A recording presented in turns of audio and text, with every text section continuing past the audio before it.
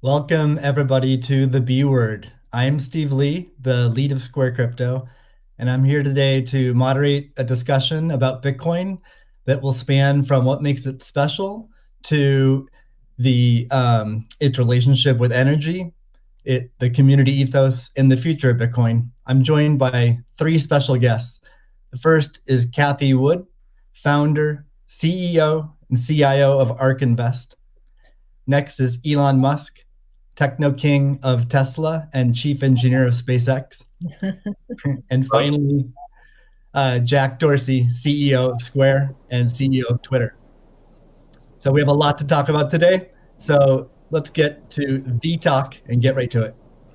I'm going to start off by asking each of you a question, which is what's shaped and influenced your views on Bitcoin? And let's start with Kathy. Okay, Steve, thank you. Well, the first thing was our focus on disruptive innovation. So starting in 2011, Brett Winton, our director of research, who I know will be on the program later, he started talking about this thing called Bitcoin at the time. And it was a curiosity as we were doing our brainstorms in research. But as we learned more about this open source ecosystem, that might fulfill the role of the payment system that the internet neglected to build into the system, not expecting commerce. We thought, this might be something. And then I became even more interested when I realized that my economics would come into play as well here. And Art Laffer, my mentor from USC, and a monetary scholar. In 2014, I asked him if he would collaborate on a paper on Bitcoin. And he was a bit of a naysayer at first, but agreed to read the paper. He read the paper, tore it up, and from an economics point of view, really wanted to understand this. And he said, I think you got something here. This is a rules-based monetary system. I've been waiting for this for my entire career. So the combination of disruptive innovation generally, economics on top of that, and the huge misunderstanding out there as to what this is, that was intriguing and launched our research effort. Thank you. Elon, what's influenced your views on Bitcoin? Well, I've thought about money for quite a while, obviously, since the PayPal days. And then the companies that preceded that, X.com, which I created, and Confinity, which Peter Thiel, Max Levchin, Luke Howry, and others created. When we combined the companies and made PayPal. So I've been thinking about money for a long time. And really, I think it's best to think of money as an information system, primarily an information system for labor allocation. For practical purposes, it exists in a series of heterogeneous databases, like very different databases in bank mainframes around the world. It moves quite slowly in reality. It seems to move fast sometimes, and it does with PayPal, which is real time. But the vast majority of the systems out there are batch processing. So the actual reconciliation may take 1 to 5 business days, sometimes longer. And you have the ACH system, which is ancient and still in operation, which allows transfers effectively like a check would be an ACH transfer, but it's not secure. And you've got the credit card systems, which are also not secure. It would be like handing your username and password to a stranger in a restaurant if you buy a meal.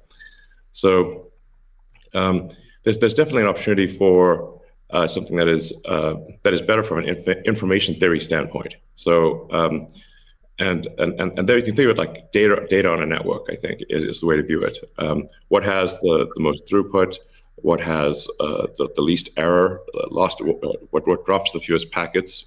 Fraud, for example, being a source of error, and government interference in currencies being a source of error. But it's fundamentally an information system. So I think it makes sense to support something that improves the quality of information with which we conduct the economy. And Bitcoin is a candidate for that. It does, I think, some things Well, and it's obviously it's evolving, and there are additional things like Lightning being done on top of Bitcoin. But Bitcoin per se is mostly solving for scarcity, or rather solving for essentially having no throat to choke, decentralized. So there's no one who can be coerced in any way to empty their Bitcoin account. Well, I guess they could technically, but on an individual basis, but the system as a whole cannot. Um, and it has an open ledger, which is also quite good. But transaction volume is low. Transaction cost is high, and usability for the average person is not yet very good. But it has a lot of potential. And I should say that, like, I'm not, and I apologize for taking a long time, but there certainly is a lot to say. In general, I'm a supporter of Bitcoin and the idea of cryptocurrency in general. But as I've said publicly, we do need to watch out for crypto taking, especially Bitcoin, using proof of work to maybe use energy that's maybe a bit too much and not necessarily good for the environment. So, but on balance, I support Bitcoin, and I'm not an investor. The only publicly traded stock I own is Tesla, and the only significant thing I own outside of Tesla is my SpaceX stock that could help create both companies. So, but apart from that, I do own Bitcoin, and Tesla owns Bitcoin, SpaceX owns Bitcoin, and then I do personally own a bit of Ethereum and Dogecoin, of course. So. Okay, great. Thank you. And we'll get into some of those issues in more depth as well. Jack, how about you? What shaped your views of Bitcoin? The network and the community. It's deeply principled. It's weird as hell. It's always evolving, and it just reminded me of the internet when I was a kid. And I encountered alt cypherpunks when I was fairly young, and this was a topic of discussion for years. I didn't touch it until 2008 when we started Square. Elon and teams at X and PayPal inspired a lot of what we were trying to do, trying to bring in more to a physical world. But we encountered this crazy predatory system that was slow, that was obtuse. And I think, one of the things that we tried to do, which X and PayPal also tried to do, is build an abstraction layer around this complication and around this predatory nature that the financial industry can tend to be, and make it work for people. But when I saw Bitcoin in 2009, you see a chance to replace the whole foundation. And everything that Elon was talking about in terms of ACH and the credit card networks were built with very different agendas in a very different time frame. And it's crazy that they still exist, and they have scaled, but they just are not relevant to today, and they're certainly not relevant to the future, especially when you consider the entire world and countries like Nigeria or Ghana or India, and its interconnection with countries like the United States and Canada and all over Europe. So what really drove my thinking and drives my passion around it is, like, if the internet gets a chance to get a native currency, what will that be? And to me, it's Bitcoin, because of those principles, because of that creation story, because of its resilience, because of the number of tests it's been. But what inspires me the most is just the community driving it. It just reminds me of the early internet. It's the only reason that I have a career, because I learned so much from people like who are building Bitcoin today, and I continue to learn in that sense, and I'm so grateful for it. So that's a good segue into the next question I'd like to ask you, Jack. Is you said before that Bitcoin changes everything. Can you speak more to that? Well, I just think that a lot of what we experience in life, when you really get down to the foundation, a lot of our monetary policies, a lot of our monetary systems cause so much distraction and so much cost. And when you get to a system where you have the potential for people to truly own it, they can verify it themselves. You don't have to have trust going in. You don't have to trust it at all. You can verify it through source code or whatever your appetite is, and that any particular person can help drive the future of it. And at the same time, it's not controlled by any state. It's not controlled by any bank. It's not controlled by any corporation. And these three parties of people who participate in the network, people who mine, and also the developers, constantly debating the correct roadmap and the way forward, is a beautiful thing. And I don't know of many other consensus-based models that have existed at that scale for this long with this amount of success. And we're still fairly early. So when, I met a woman in Ethiopia 2 years ago, and she was trying to create the lift for Ethiopia. Elon, I think I reached out to you at that time as well because she really wanted some Teslas. She still has to take paper fiat cash from her passengers and pay all of her drivers in the same way because there's no monetary system that she can utilize. There's nothing digital. And Africa as a continent is hugely interconnected from a monetary standpoint, but also hugely taxed in that same way. So a lot of the potential that I see, the internet having a native currency helps her build her business in a much faster way. And also, if you consider something like Bitcoin existing before YouTube, before Twitter, before Facebook, a lot of the business models that we have today would not be the same. We would certainly not have the dependency we have upon the advertising business model if Bitcoin existed pre-Twitter. And I think the amount of business models that it enables, the amount of innovation it enables going forward, especially when you can consider the whole internet instead of going country by country by country by country, which you have to whenever you're dealing with finance, it really just opens the aperture. And that is what I want to see in my lifetime is a currency that is standard and sound for the internet that everyone can use. Great. A hallmark of Bitcoin is its fixed supply of 21 million coins. Elon referenced that earlier. It may be the first system that humans have created that humans cannot later change. Kathy, I'm curious, with your background in monetary history and macroeconomics, what are your thoughts on that type of system?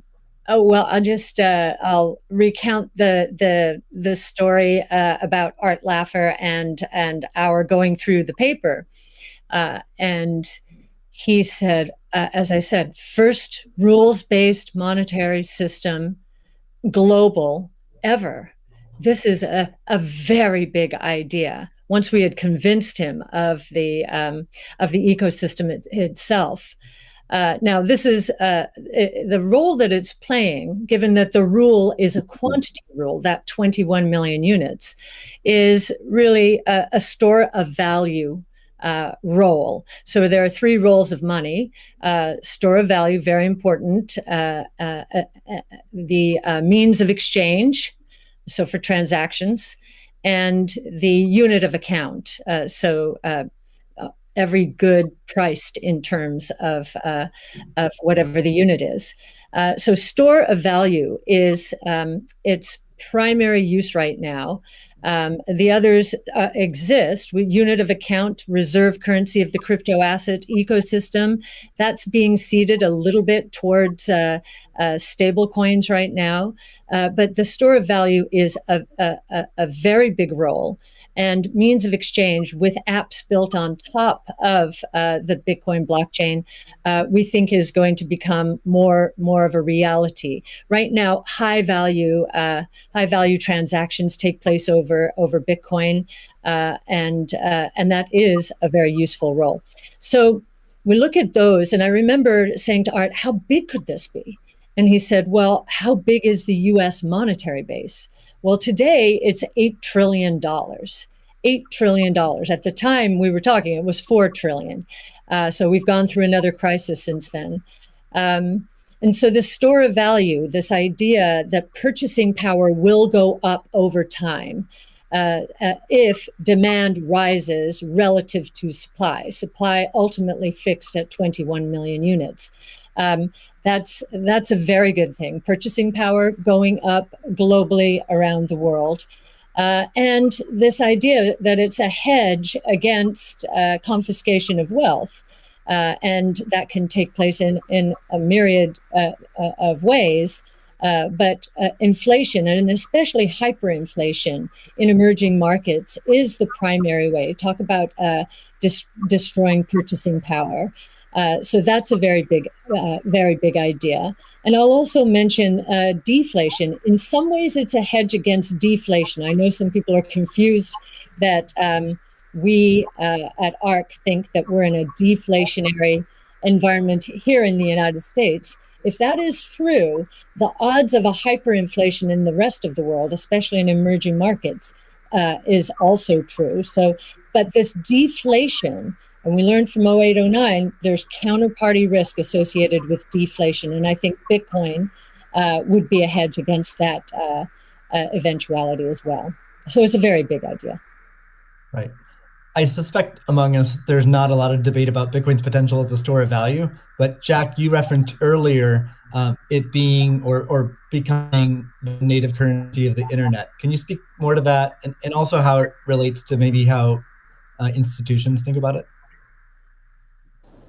Yeah, I mean, like just simple example. If I happen to be in Ghana and my family is in Nigeria, currently I can take anywhere from and I need to send money back, anywhere from 10 to 30% off the top just to send that money back. Whereas if you just focus on the worldwide remittance problem, Bitcoin solves so many of those problems today instantly without having to go through any intermediaries or any slowness or complicated systems that a corporation or a state created. So I think having sound money that is separate from the state is the idea.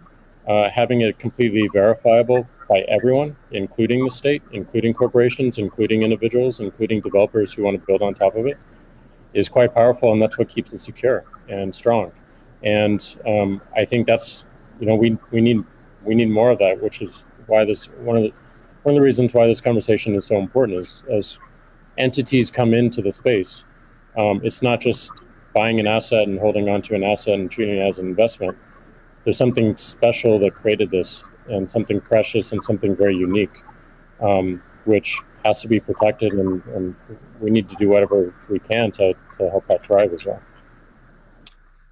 Elon, I'm curious your opinion on this. You mentioned earlier about Bitcoin's throughput, or the importance of throughput, maybe some concerns around Bitcoin.